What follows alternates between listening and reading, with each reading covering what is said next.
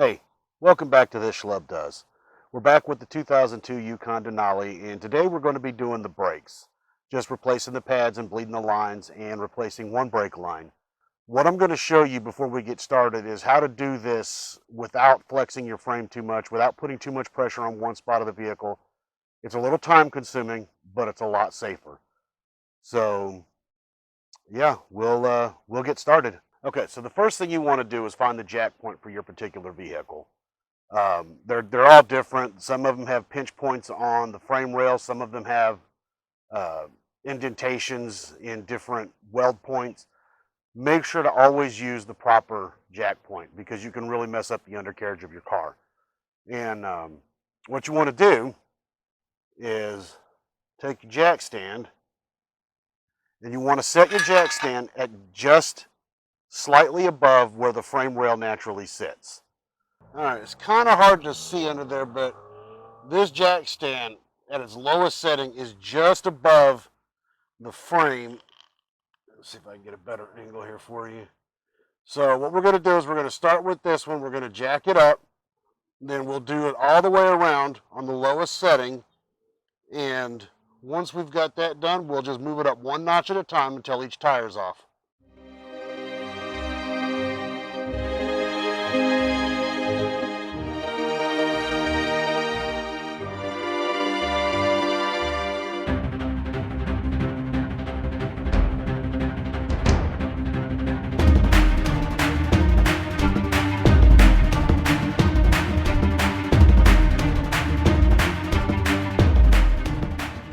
Okay, so different plan here. The jack stands aren't high enough to get the rear wheels off, so we're going to have to do this one wheel at a time. So give me a few minutes to get reset, and we'll just do one wheel at a time. Wow, this rotor looks in pretty bad shape. Pretty serious grooves in here. Hope the camera's picking that up. But I don't have the money to replace the rotor right now, so I'm just going to live with it. Won't be the first time I've done it. Won't be the last. Oh, good. These are the socket head caliper bolts. So fortunately, changing brake pads is really easy. You got just two bolts in the back of the caliper. Pro tip. Can't be bothered to get up and grab a hammer? Just use your hand. It's an all-natural, gluten-free tool alternative. Warning, hands may contain traces of meat and are therefore unsuitable for vegan mechanics. Not responsible for bruising, broken bones, nuclear war, or allergic reaction to pain. And very short. That does not look like your standard caliper bolt. Interesting. What do we got going on down here? Same thing.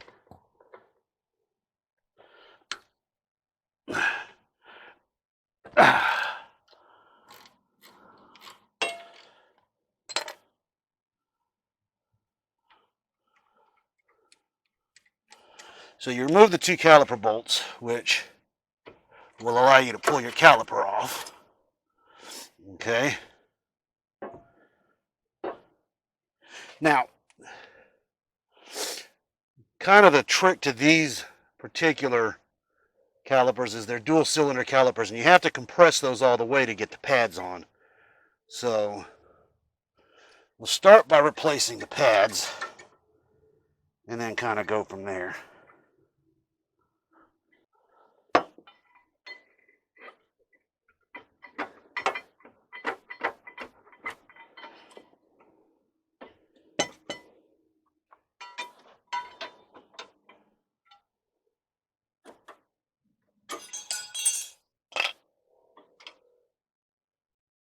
These actually have quite a bit of life left on it.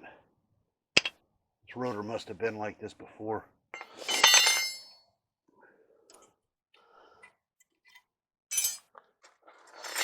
You don't want to reuse these clips if you can avoid it, but in this case I don't have a choice because my box of brake pads doesn't have the clips in there.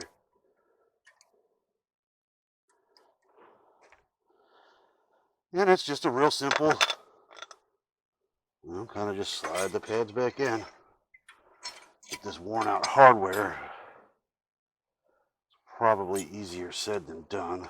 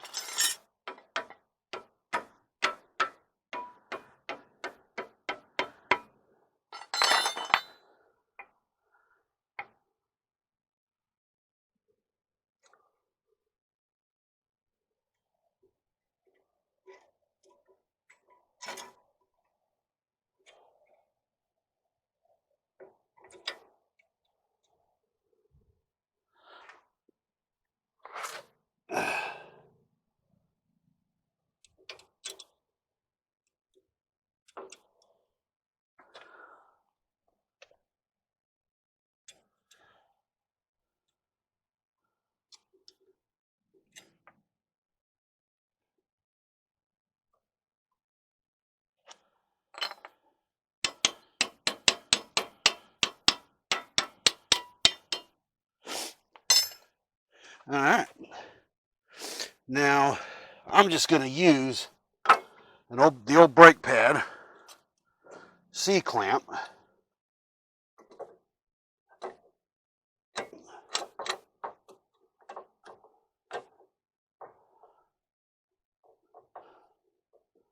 All right, and just very slowly, carefully compress the cylinders. And if you see one cylinder compressing more than the other, shift your clamp and get the other one to catch up.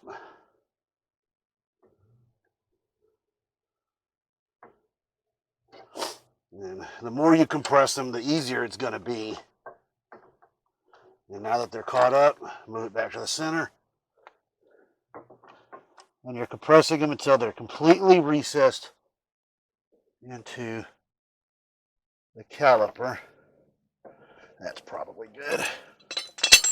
All right, and you see they're in the caliper and we didn't damage the cylinders. These are actually really brittle, so really easy to damage. And once they fit over the brake pads, you're good to go. And that's how easy brakes are to change. Now we still have to bleed them.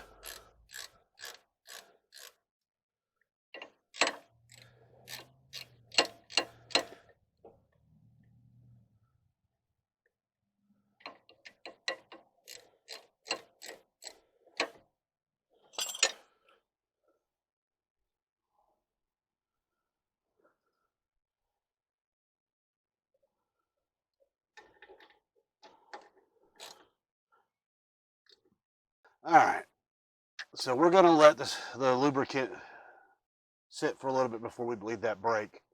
The process is the same with the rest of the wheels, so I'm going to get the two of the others done, and then we'll come back with the passenger side front because we're going to actually be changing a brake line there, and I'll show you how to bleed the brakes from up there. We've got it jacked up just a little bit so we can loosen up our lugs.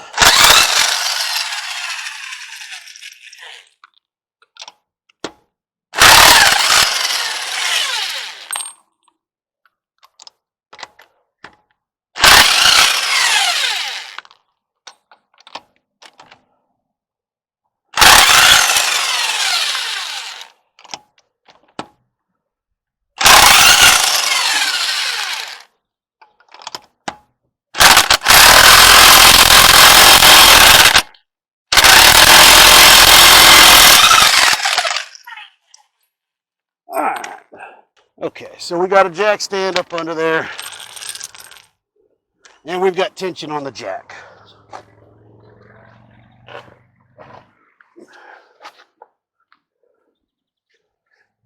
We need to replace this brake line here.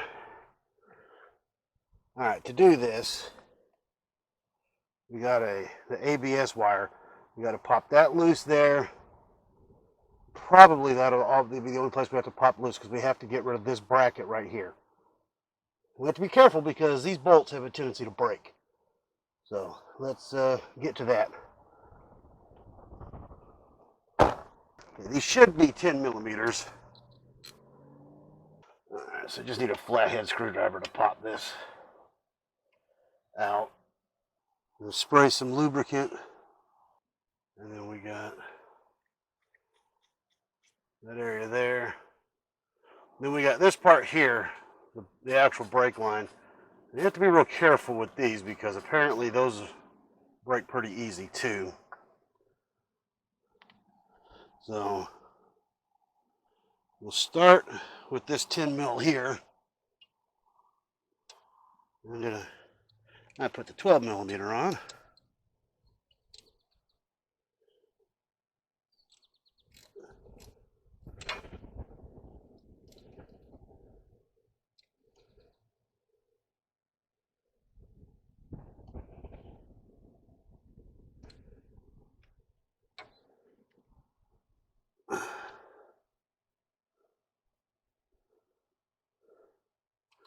It's a lot easier if you get a deep well, which I probably could go do, but I'm not gonna.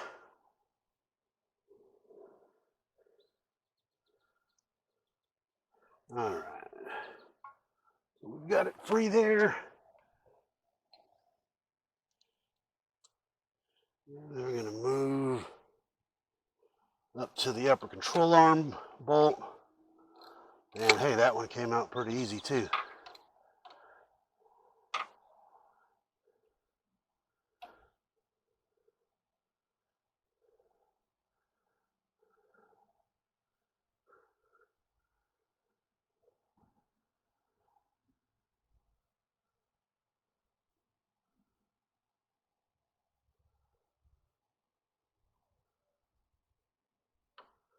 All right. Okay, now for these brake lines, you use a special wrench called a flare wrench or a line wrench. Okay, so I didn't have the camera set right, so you didn't get to see me take that bolt off, so you'll have to see me put it back on. Looks like ½ inch is it.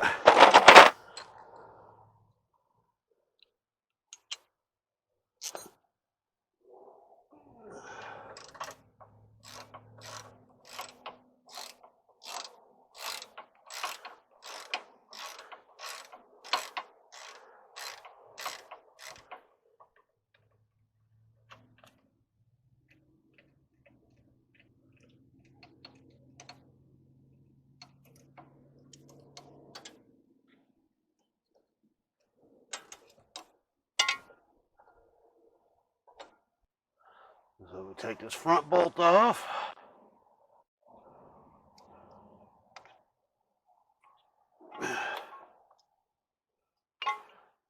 Just like that, we have the brake line. Now when you're changing the brake line, this piece here is a retaining clip that we have to pry off because we're going to have to reuse that. Alright, so here's our new brake line. It's got the two brackets there. Doesn't come with the bracket on the upside. That's where that pin comes into play. And that's where it connects to the caliper. Alright. So when you slide it up in here, there's a slot that fits in, and it fits right in that slot. We take our retaining clip, and it just clips into place like that. Alright?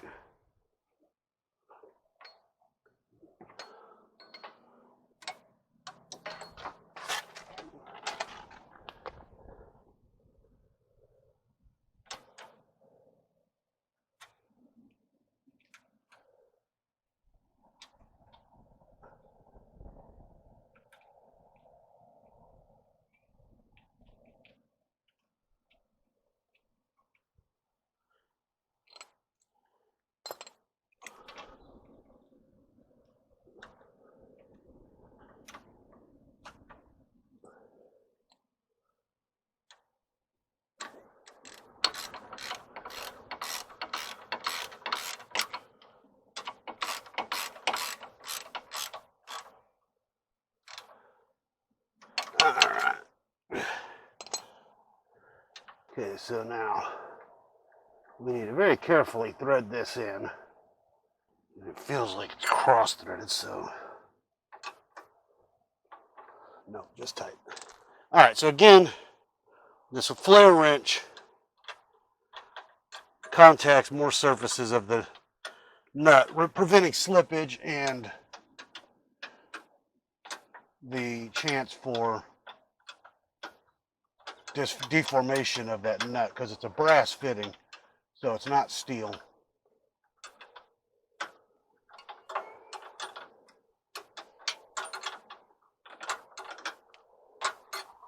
Oh, what I wouldn't give for a set of ratcheting wrenches.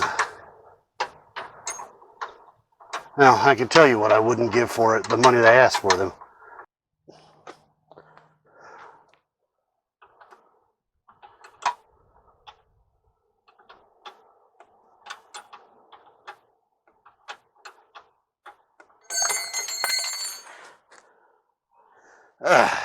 And every time something falls, it somehow manages to bounce away from you all the way under the truck.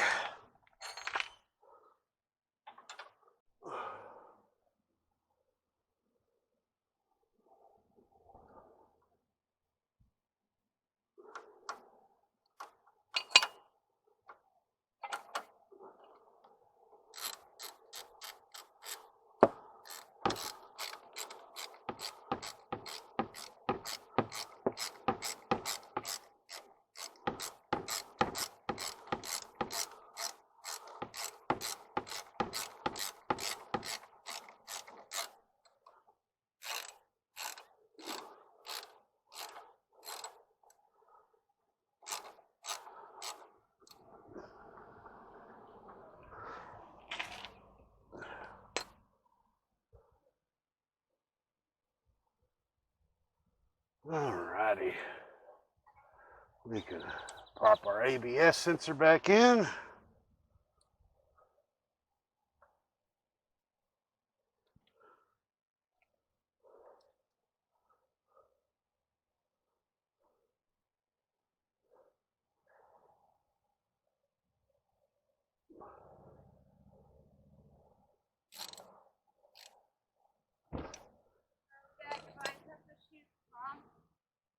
Alright, so when connecting this back up to the caliper, you got two copper washers,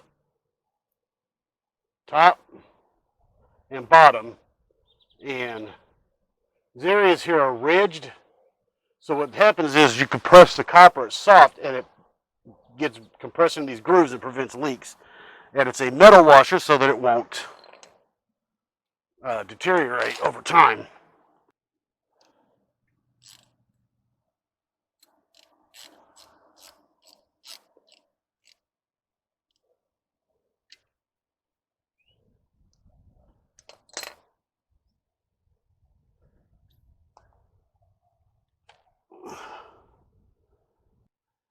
Alright, so that's how you change the brake line.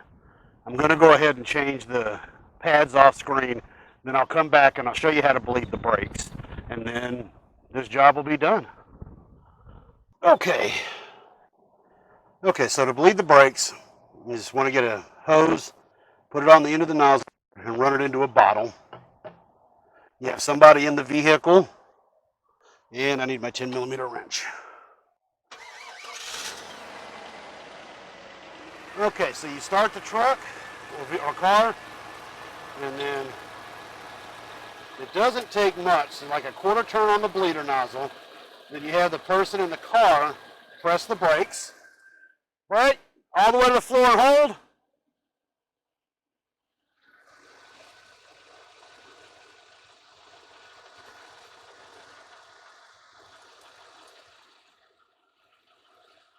All right, off.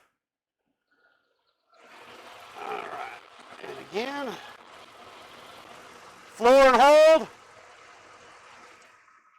Are you holding to the floor? Off. And basically you just repeat this until you don't get any air bubbles. Floor and hold. Off. Floor and hold. Yeah, see, we got lots of air bubbles coming through there. Off.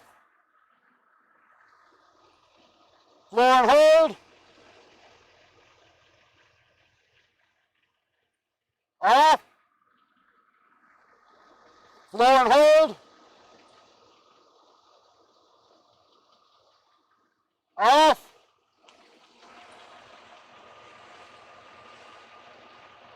Floor and hold. Off.